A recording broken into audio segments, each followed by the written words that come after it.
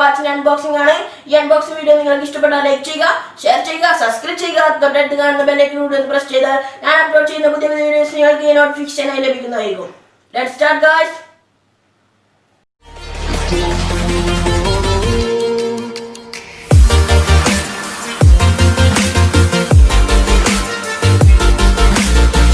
Guys, അപ്പോൾ ഇതാണ് ഞാൻ അൺബോക്സ് ചെയ്യാൻ പോകുന്ന സാധനം. ഇത് ബ്ലേഡ് എന്ന കമ്പനിയുടെ ഒരു അടിപൊളി വാച്ചാണ്.